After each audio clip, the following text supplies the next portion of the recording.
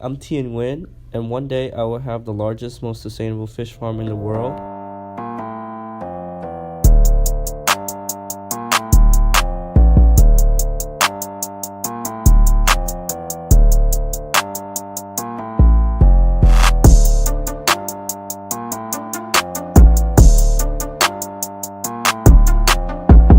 How's the water buffalo?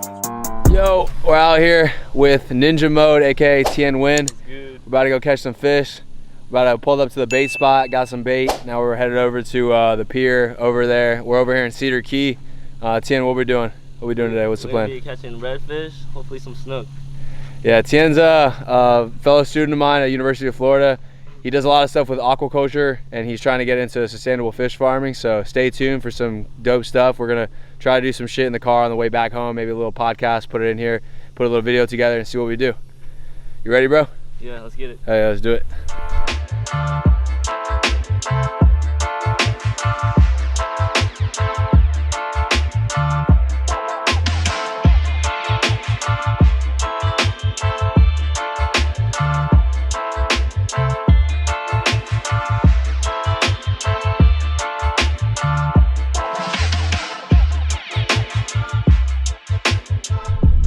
Out here fishing with Tien, got some boys, about to go catch some reds, possibly snook. Stay tuned. We just lost a 60-pound redfish, just kidding. Just lost a shark. Retying up, seeing what we got out here. Chilling, having a good conversation. It's actually a really nice day out here, dude, not gonna lie. Super nice day. Sun's up, people are flying, having a good ass time.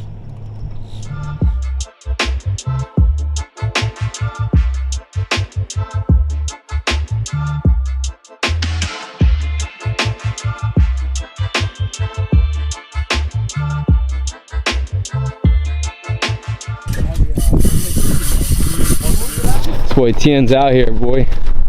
Big old fish now. Red? Yeah, it's a red. Tien's got a redfish on. Let's see what happens.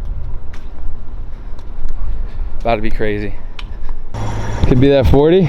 Could be. He dumped drag. Let's go. Got a live mullet out here. Sorry to get in your guys' way. Got a fish, man. Gotta get it in. Makes you see what he gets. Tien's still hooked up. Got a big ass fish on here. Coming close? This boy Tien. Oh my God. Let's get it. Let's get it. Dude, that's definitely 40, bro. Bro, that's easily 40. Let's Oh go. my God. Woo! This is my most exciting day. Holy crap, look at the size of this bitch. This boy.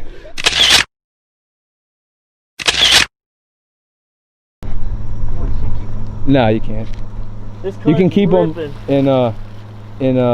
in season on the East Coast. Save another snook. All right, Tien just killed it. He just hooked a big ass snook, but we're gonna head back because get some food and get back to Gainesville. I gotta head back to West Palm, but it's been a dope ass day, bro. Yes, Killer sir. day. Yo. Out here in Cedar Key. Cedar Key, Florida. This man Tien just copped a nice snook today. We just grabbed some lunch, bro. Headed back. That was a vibe. It's a vibe. Good time, bro. Good time. We got some lunch. Yes, sir. We just grubbed up. We're heading back to Gainesville. Peace.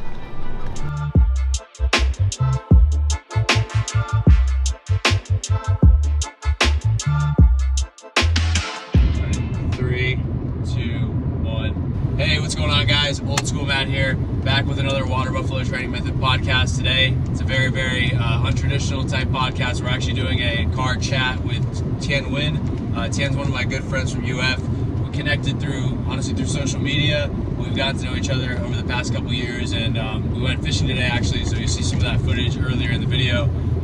Super cool dude, got a very, very creative outlook on life. But without further ado, I'll let Tien introduce himself and we'll get going with this little podcast. Cool. Yeah, so my name is Tien Nguyen. I'm an immigrant from Vietnam, came here in 2006. I am an avid fisherman. I love being outdoors. I hopefully have my own fish farm in the next 5 years, sustainable fish farm, raising grouper, snapper. And I reached out to Matt on social media because I saw him on a fishing page. I think it's one of my friends, and then he sent me Matt's profile. I was like, all right, bet I'll follow him. Wait, really? Yeah. Who was it? What's his name? it's that one dude. I thought it was your cousin. Oh, Calvin. Calvin, Okay. yeah. I was like, damn, this guy's raw. So I followed him. Matt's been a cool dude. We had financial accounting and business finance together. He's been a great dude. Yeah, so me and Tien, I didn't even remember that's how we met. I think he did. He reposted one of my pictures for, I was holding like a sheep's head or something like that. Yeah, that's funny. No, we didn't meet through him, through social media. That's the power, that's a positive part of social media. But no, Tien's definitely a really cool dude. He's an interesting guy because he's trying to like sidetrack from the traditional type of schooling. Even though he does take school seriously, obviously, he wants to use his schooling to do something like very entrepreneurial. And obviously, like, that's something that we're into at Water Buffalo, something very different because we do like fitness, but he's getting into, like he was talking about, sustainable fish farming.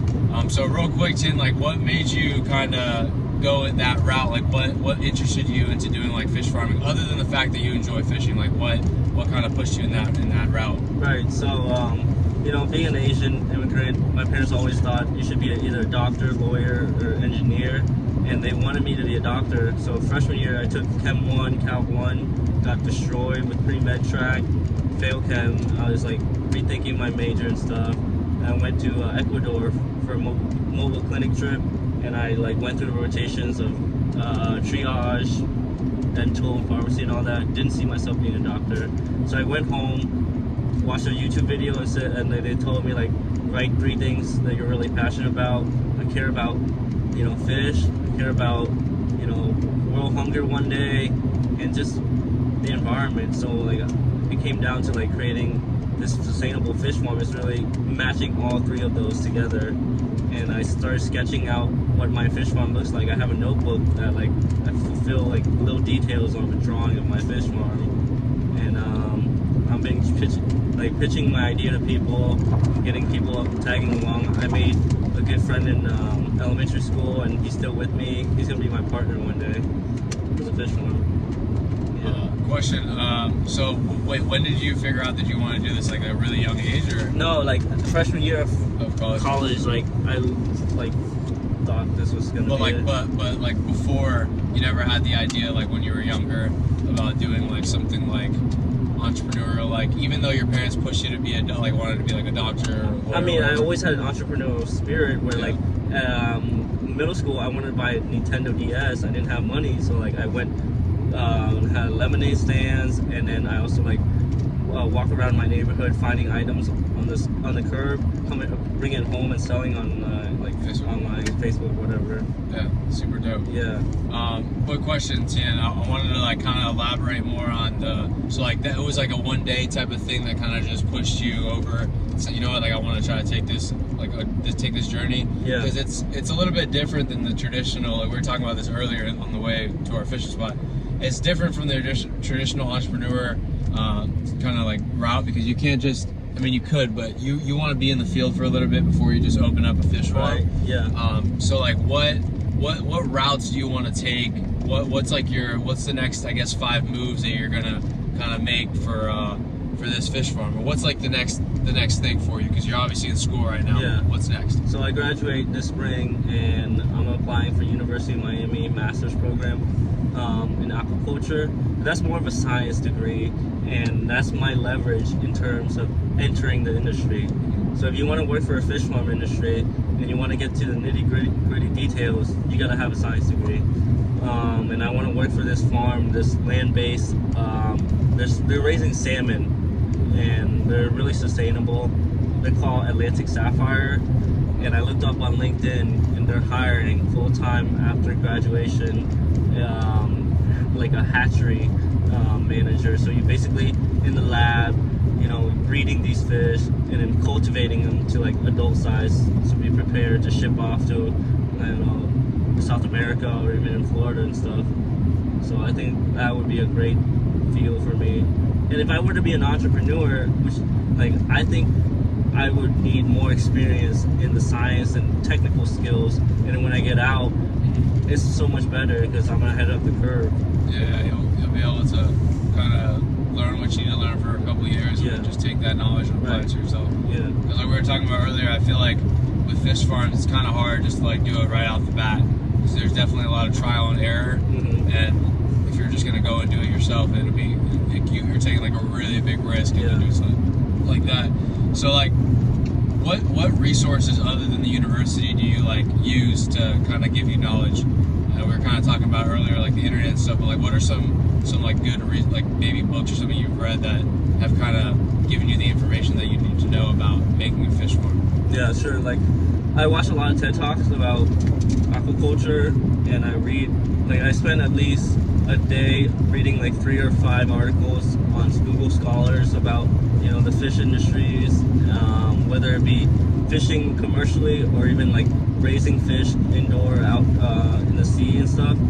And the more accumulation of knowledge I get, the more I can actually have conversations with people, leaders in the industry, and they like, yo, like this guy actually know what he's talking about. He's not bullshitting. Yeah. And that's gonna be great for me in terms of like maybe getting investors later on too, to have that knowledge. So, if you were to be able to just do, have you ever done a fish farm like on your own, like a small one? Yeah, aquaponic. I actually had like, I set up a do it by yourself like aquaponic system I watched on YouTube. So I had like a tub, like a cooler basically, and then I raised platforms using bricks, and I had this pan where like you would put it like to collect water on the roof or whatever, and I had a pump that I bought on Amazon, and it was pumping. I was raising goldfish. I was pumping the feces or the water, and then I was raising lettuce, and it grew like 5 or 6 inches of lettuce.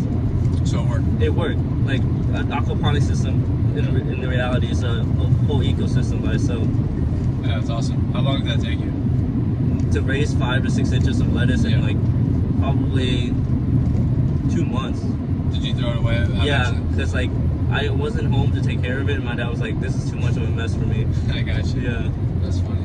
No, that's awesome. I mean, like obviously doing something like on a small scale like that is not gonna be able to be transferred over exactly to a business, but like now that you have like a smaller vision of what's it gonna look like, definitely helped you out. Probably helped you out a lot. Definitely, bro. So I was gonna ask you another question. When you decide to do the fish farm, like what in terms of vision do you have now? Obviously that might change like once you get your master's and you start working in the industry with different companies and whatnot, but like right now, where do you see it going, and like what is like the structured plan of what you got going on? Because I think it's like really interesting to hear that from somebody like yourself, because like we were talking about earlier, like not a lot of people know about this type of stuff, and like there's not a lot of information that's really popular out there on this stuff either. It's like you kind of have to find it. Right. But so from the articles I've been reading, aquaculture or fish farming is like an industry that's growing rapidly, like exponentially. And President Trump just signed an executive order on March 20th of like putting more funding from the government for aquaculture, and I think that inspires or that motivates more entrepreneurs like me to like use that as a leverage and like as a boost to get their fish farm started.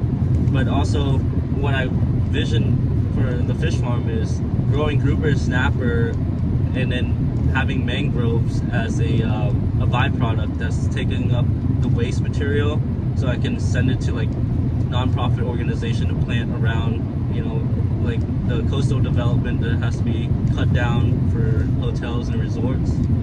We need to revitalize the environment. It's going to be a social enterprise at the end of the day. So how much area does something like that take? Like what do you picture it being like? I'm thinking of like at least the scale of which I want is like 5 acres of land, and these giant warehouses the size of like Costco's. Yeah, it's gonna take a lot of money. Yeah.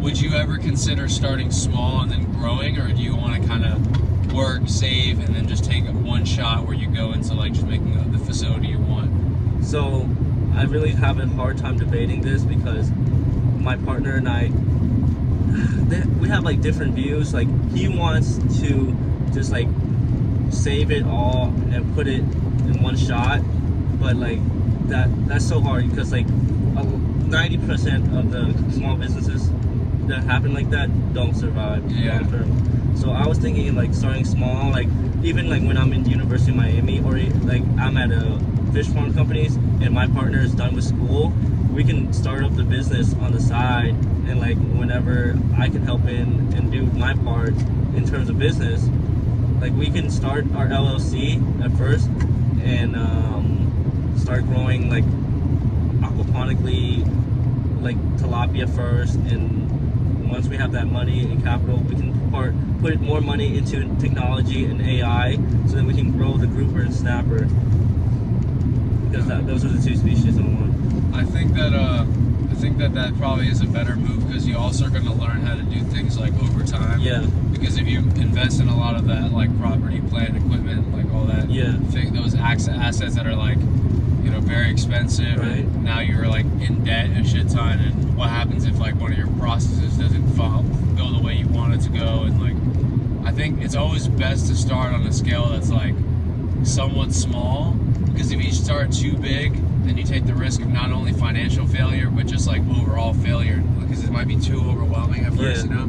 So that way, if you start small, you can start hiring employees and people that can come out and like, you know, maybe grow with the company or the fish farm. Right.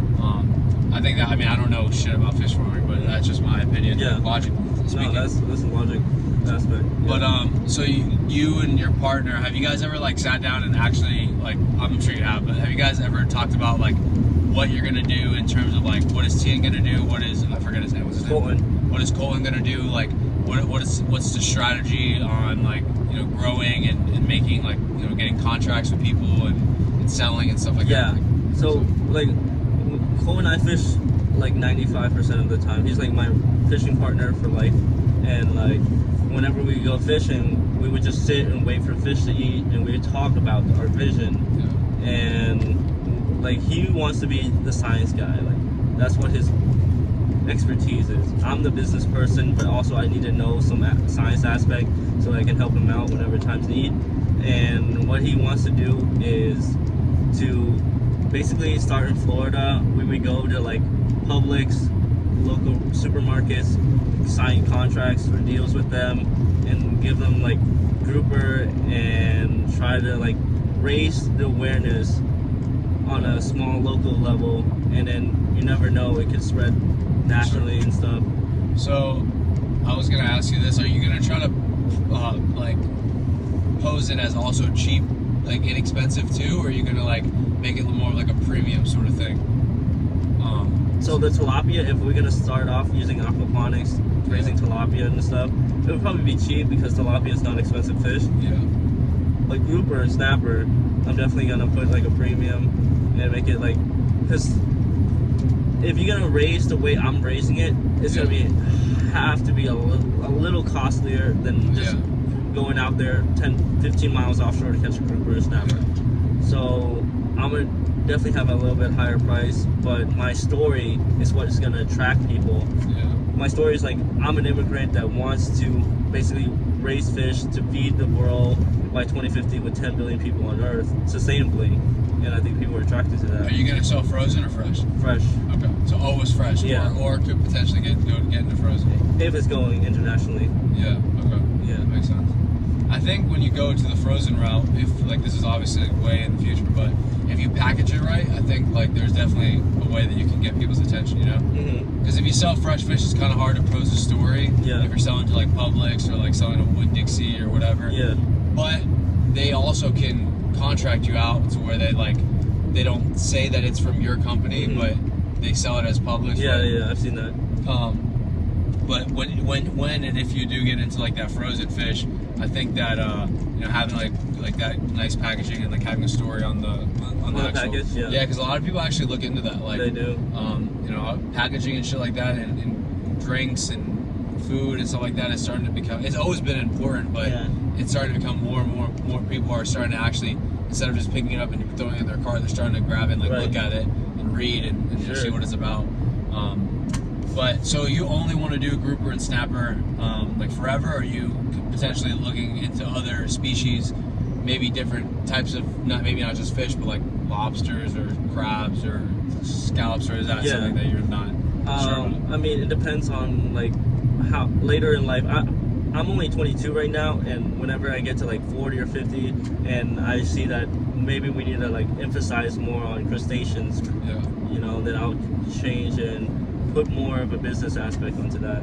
But as of right now, it's just just fish. Yeah. And specifically grouper and snapper. Yeah.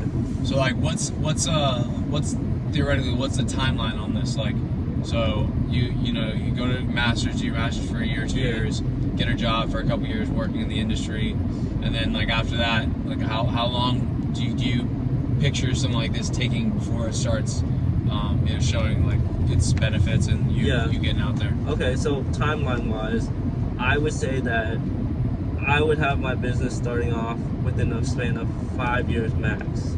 So I'm 22, 27, 28. My business is going, and I already have like customers ready to go. But then realistically, to the scale that I want, of like big giant warehouses selling like to so many people, it'll probably be like when I'm 35, 40, and even 50. Like I'm ready to take it the long haul, because you gotta brace for the storms. Exactly. So you're more like, I think that's the best way to grow too. And something like that, to where like you're obviously not doing it for the money. Yeah. I mean, I'm sure there is good money in it, but like you're doing it more for the, you know, living up higher than what yourself is worth, sort of thing. Like you're kind of just giving back to our planet. Yeah. You're not really worried too much about if it blows up in 1 year or if it takes, you know, 10,000 years or whatever it takes to get there. Have you ever like done anything with our school for this, like in terms of your idea before, or no? So I went to the like incubator. No, not the incubator. So there's actually aquacultural program at UF. Yeah, and they have tanks of sturgeons. So they grow sturgeons, and they like do research on them for caviar or whatever. And I talked to one of the professor, I forgot his name, but he sat me down telling me like how realistically my fish farm is gonna be. I actually could have like went out to Cedar Key, caught a male and a female redfish, and bring it to him, have a thorough research, without any of it being size. No, it has to be slot size, and I have to like be able to determine sex, male and female, and I could bring it back to one of the empty circular tanks that they have and grow it. He'd let you grow it? Yeah, I would grow it and then do research on it. Interesting. Yeah, and he was like deadass telling me like, if you're really about it, you have to be here the whole year, because nobody's gonna take care of your fish, and if it dies, then your whole entire project is a waste. Yeah. So I was really like debating, but I was doing like a study abroad, and I was doing other things, and that never got to around. But maybe I would look back on it 10, 15 years and be like, damn, I missed out on an opportunity, or it just, you know, it happens. I mean, the opportunities happen every day. It just depends on whatever you want to take. Right. Interesting though. So that would actually work. You would bring them in like a cooler with an aerator. Yeah. So you talked to that. Did you ever talk to the professor about like, did you ever pitch him your idea? You're like, hey, do you think this would ever, you know, kind of work? Or yeah, he told me like it would work if you only put in the work, like the dedication. Because fish farming is so hard. You're being God at this point to grow fish on a mass scale, and if you don't know what the fuck you're doing, you're not gonna make it happen. What's the biggest risks that come with the fishing farm industry? Like them dying? Yeah, like there's so many diseases that they could all like 200, 300 fish could die overnight. Wow. Yeah. So like imagine if you put in that much of money, capital into it, and they all die.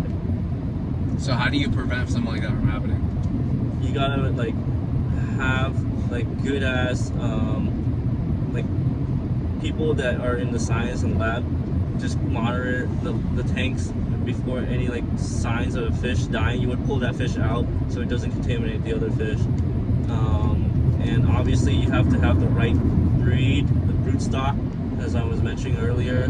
Can you explain what broodstock is real quick? Yeah, so broodstock is basically you have like these couples of fish that are male and female that produce the strongest group of fish. So then when you have them as hatchlings, they survive to adult size, and then you use that population as your starting point. point zero or ground zero, and you grow more and more from that. And that's their brood stock. So they're like the genetically the best. The genetic, best. Yeah, the best of the best. So when you're growing fish like that, have you ever like looked online to anyone's other like? I don't know if we talked about this, but is there anyone online that has a sustainable fish farm that like vlogs or anything like that, or not really? Yeah, there's a. I've seen them on the West Coast, like in California, Yeah. and they do, because of such an urbanized area, they have only a certain amount of like land per household or whatever, so they Yeah. grow it in their house or in their backyard. Oh, so there's a lot of people that do? Yeah, like aquaponics and stuff. And I think that's so neat because they're introducing this idea of local foods where you don't need to have trucks carrying from California to Florida, Yeah. producing so much carbon dioxide. You can just feed a whole village or a community, just aquaponic.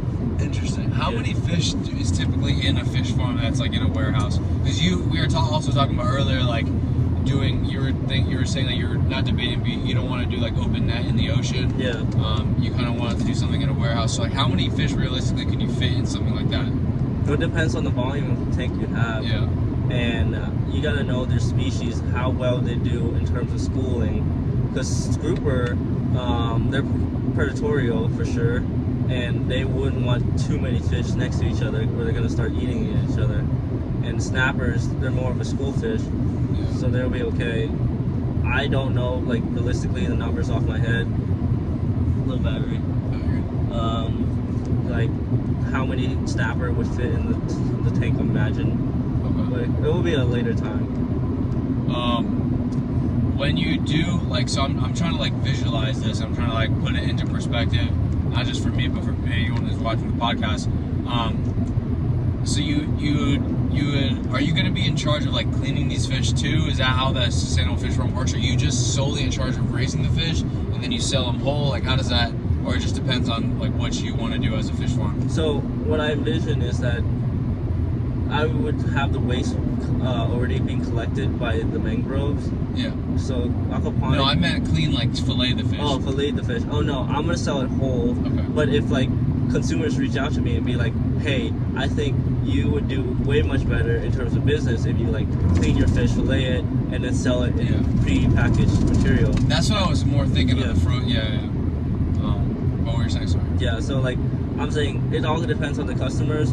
You know, I need to do my market research way in advance to know before I get this thing kickstarted. Like, I just want to go out there, talk to random people, and be like, hey, do you eat fish on a daily basis, or like what type of fish you eat, and then get that knowledge, and maybe future customers get their contacts and stuff, and reach out. That's it.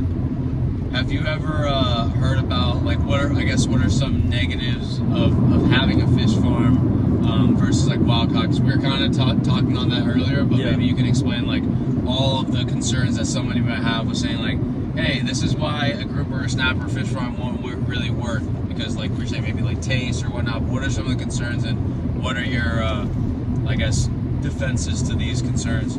Sure. So there's always like negatives on every aspect. So fish farming industry, people say that you're genetically modifying these organisms to have them available on a mass scale. But I think as a necessity, if we're gonna have 10 billion people by 2050, we can't all catch fish. The rate we're catching out of the wild is so much higher than the amount they're growing back. So it's almost a necessary answer to genetically modify them to grow. Yeah. And that's one of the downside. But also taste. People can say like, oh yeah, I taste a difference when you mentioned that fatty acid could be a potential thing. I don't notice the taste, but I'm not also a nutritionist, so I can't really give you that answer. Just, you gotta try it on your own and see how it goes, and if realistically you like it and it's environmentally conscious of you to save the world and eat my fish, then I'll be okay. Yeah, I think that's something that you could definitely work through, obviously, right? Like, there's definitely ways you can, find, like, maybe not work through the taste, but you could experiment with seeing, like, how different conditions maybe, like, the stress has to do with the taste. Maybe it tastes bad if like this fish are more put into a position where they're more stressed. I don't know. I'm like speculating, but I'm sure that there's ways and there's like people you can research or hire or even learn yourself to make to fix these problems, like the problem with the omega-3 fatty acids, because the fish aren't really going to be swimming like freely like a free sense. Yes. But like I'm sure like with time, technology and stuff like that will increase. And that was the next point I was going to hit on. Like, do you think is this like solely technology based? So like, are you as someone who owns a fish farm and wants to start a fish farm, do you know if it's like, okay, if I have like the most up-to-date equipment, that means I'm going to be the best out there? Or is it more about the strategy on how you do things, if you know what I mean? Yeah. So I would say it's half and half. Certainly we are at a point where AI, artificial intelligence, could definitely help us in such a huge like run, because when you go with this fish farm, you have to monitor the fish 24/7, and if you see any signs of distress or if like one is getting sick, the AI would notify and send somebody out to like check up on the fish, pull them out, do a lab test or whatever. I want to have employees feel comfortable working on the fish farm, but also not be there constantly. Like when I first started out, I'm probably looking at like have them work shifts of like 8-10 hours. And if people get tired, and I don't want to be like a mean boss, be like, no, you can't like get off work or whatever. I want to have flexibility, and my work culture is like people got to be passionate about others, humans first and then fish. So I'm saying that strategies is one too. You got to have a good working culture for any company. People don't want to work for you just because you give them money. They want to work for you because you're doing something right. So strategy is one, and then artificial intelligence with technology is also the other side. Got you. I wanted to elaborate more on strategy. What about like strategy when it comes to like doing, because obviously not every fish farm is doing the same thing. Yeah. Like some people might use technology or use different like tricks and methods versus others. I'm assuming, I don't know like what the actual stuff entails, but is there any like things that you think like maybe in your head that are innovative that you're like, damn, I'm gonna try this out, I want to do this with this? Like I know we were talking about earlier that you use certain machines to help breed the fish, right? Yeah. But then from there, like what other like kind of equipment is other than the tanks and like the current kind of thing that you're showing, like that creates current? So let me elaborate on the current thing. So in the tanks right now, I noticed like a lot of futuristic fish farms, they have like these turbines built into the tanks, and they streamline the water currents, so the fish is constantly moving. And whenever the fish is moving, that means they're less stressed, and they're able to metabolize the food that we give them to feed. Yeah. And I guess like the strategy would be to find the optimal amount of fish per volume, so then they are not always in stress, and the feed, because you gotta give them the right nutrient balance. So like what? Sorry, real quick. What do you feed like these fish? Right. I don't want to. Yeah. So I'm curious. So like currently there are fish farms, open net. They are feeding them anchovies, sardines, but that's wild caught, which doesn't make sense. If you're gonna reduce the amount of fish caught in the ocean, why are you pulling out these little fish? Because you're taking down at the little bottom of the food chain first. So I would say experiment with like soybeans and like vegetative materials, even kelp. Sometimes I think that's the best move, just using another resource that these fish have not been eating, but train them to eat. So you're saying snapper and grouper are gonna eat like soybeans and stuff like that? Yeah. Have you pellets of that? Have you tried? Have you like seen it happen before? Yeah, I've seen it happen. Okay. What about like space wise in the tanks? Is there a lot of space per like? So you've seen these tanks before, right? Mm-hmm. So like how many fish would fit in like a tank the size of my car? This car probably. Well, it depends on the species too. Like a snapper, let's say. Okay, snapper. I would say like probably. So these tanks are set in stages too. So you have juveniles, you have these hatchlings, and you have like near adult size getting ready for being sent out. So if you're still talking about juveniles, I would say like 100 or 200 of the snappers could be. Juvenile is what, like? Yeah, like this big, 3 or 4 inches. And they grow pretty quickly, I'm assuming. This is something I'm not so sure about because like I'm a business degree, but Yeah. I definitely would learn more when I get to University of Miami. So I was gonna. Do you know? Like, do they have any structure for the fish in these tanks? Like, do they have like little rocks or something for them? No, so it's just like solely water. Water movement. Got you. It's interesting. I mean, I could see both sides. I could see how like people could say that that no, there's no way that these fish can survive, like, you know, properly like they would in the wild. But I also could see like how you're saying how they mimic current and how they, you know. I'm curious to see if you were to kind of mimic almost like a Bass Pro Shop type of, you know how they have those big fish tanks, to see if that would have any sort of impact on these fish. I don't know shit about fish farming, but I'm curious to see if like recreating their environment would be a way to help them live longer, or be, you know, more, you know, less, I guess, stressed or more. Because another thing, I don't know if I heard this or I thought about this or something while we were talking. I don't know where this thought came up, but like, do they look exactly the same when they're fish farmed versus when they're out in the wild, or is there like distinct differences? There might be a little color changes, sure. But other than that, yeah. So like whenever you catch a fish and you like, let's say mahi, you caught it in the deep sea, you pull it out, the color changes from like blue to green or even yellow. The stress level it brings, it changes the color. So with the grouper and snapper, do you know specifically what types? I'm assuming like American Reds and red grouper. Yeah. Yeah, that would probably be the two. Mm-hmm. They're very popular in Naples, Florida, where I'm from. Grouper and chips. Yeah. No, I think grouper and snapper are definitely solid choices because they kind of come from the same area. Mm-hmm. They're different fish, obviously. They act very differently, but it's very marketable. I mean, nobody can hate on grouper and snapper. Right. Like tilapia, like we were talking about earlier, you're saying it's kind of like a trash fish. Yeah. So maybe not all people. Same thing with kind of catfish. Mm-hmm. And I don't think you can't really raise Atlantic salmon here, can you? You can't. No, you can't. Really? Atlantic Sapphire is doing it. In Florida. In Florida. Oh wow. In I thought that was like in. So they're actually raising salmon. Okay, interesting. It's crazy. I know I saw something about mahi, and then you told me they're doing cobia too. Yeah. Why not like some of those? Or you're just more interested? Right. So the professor I talked to at UF. Same guy with the yeah. He was telling me like cobia, like you can produce as many cobia as you want, but if people are not consuming it, you're just sitting ducks with like thousands of cobia and not able to sell that shit. So right now the market, salmon's huge, caviar, sometimes pompano is in the Asian market more, and grouper snapper is more of a Florida thing. So if I'm gonna start my business in Florida, why don't I just have something that people already recognize and have on the menu? Gotcha.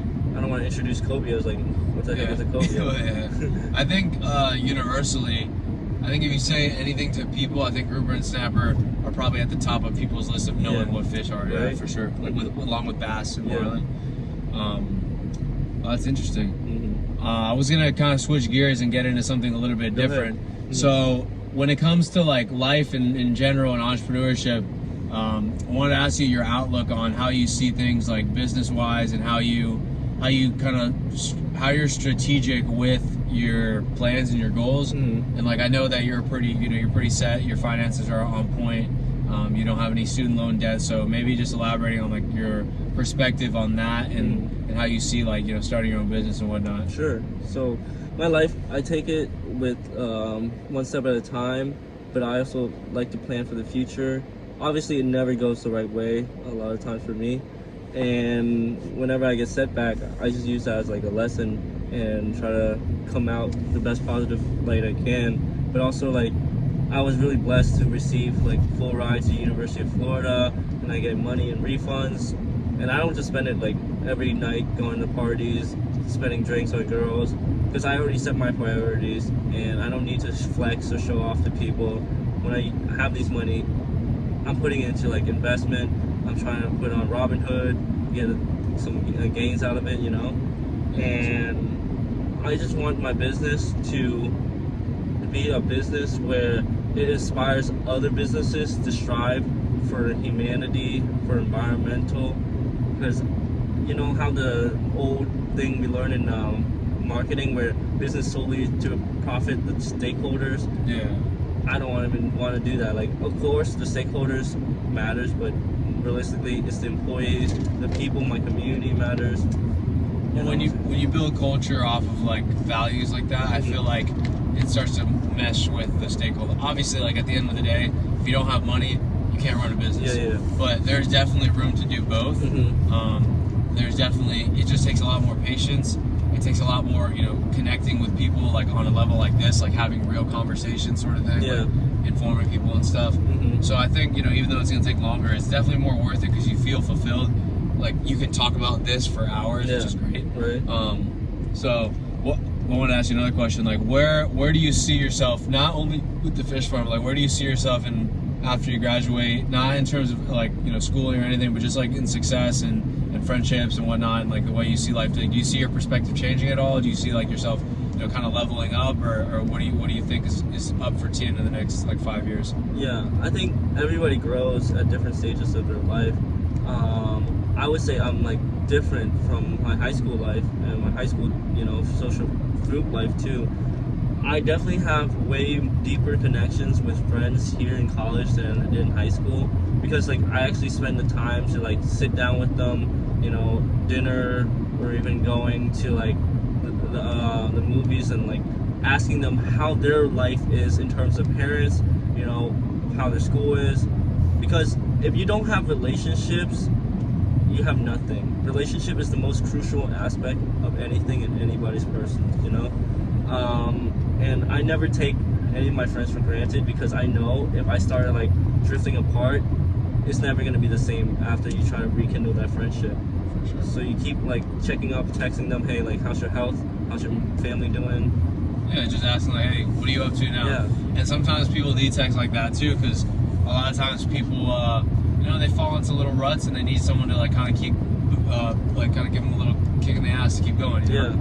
Something I do a lot is like I'll text people and make sure they're doing well and see what their goals are and because sometimes when people text me that and maybe I'm not doing what I need to be doing, I jump right on, I get a text like, hey bro, how's everything going? How's the business? And I'm like, fucking off or something, doing something on my phone. Maybe I'll text them right back and I'll get back on what I was doing. So a lot of times a quick little text, nice with meaning into it, can mean a lot to people. That's good. Yeah. I always try to keep up with, I have a good friend group, but I have a lot of acquaintances, and I still consider my acquaintances, people, and I still like want to make sure that they're doing well too. Right.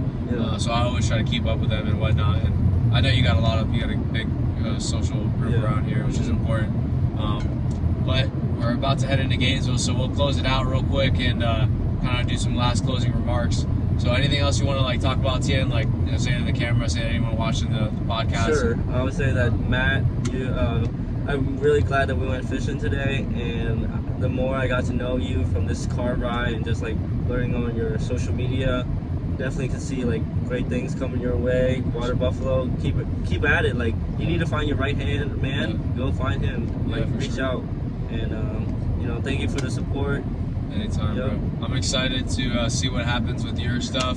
I know it's going to be more of like a longer process because it's going to be like, little steps forward. And so, but I think once you get like that first initial farm started, whether that be, taking that jump and, taking out whatever $400,000 loan or just starting small, I think that it's going to be like, first of all, it's going to be really visually awesome to be able to go and like actually see it. Right. But I also think it's going to be like really awesome just for like socially and being able to impact not only our environment, but the way people think about things and start to think a little bit more about what they're doing with their health too, because obviously fish is a lot more healthy than a lot of other things that we're eating. It's probably one of the healthiest food items that we could possibly have. So I think in a lot of ways you'll be impacting people by not even directly targeting them, you know what I'm saying? Like, you're gonna have a lot of different, you're gonna have a really big radius of things you're gonna be positively influencing people. So super dope to have you on, Tien. What's your socials? You have, I know your Instagram, anything else you have that anyone can reach you at? Well, I have a blog, it's Tien Fish Farm at .wix.com. Okay. And I just like post blogs about travel, fishing, and my vision for the fish farm. And then the gram is ninja_mode 1. Okay. Cool. Yeah. All right, guys. Hope you guys are having a good rest of your day. We're going to log off this little podcast. Peace. All right, ladies and gents. Tien and I are parting ways. Had a dope ass fishing day. Caught a decent sized snook, almost 40. Tien killed it today. Had some good conversation and a dope ass podcast. So we'll see y'all later. Peace.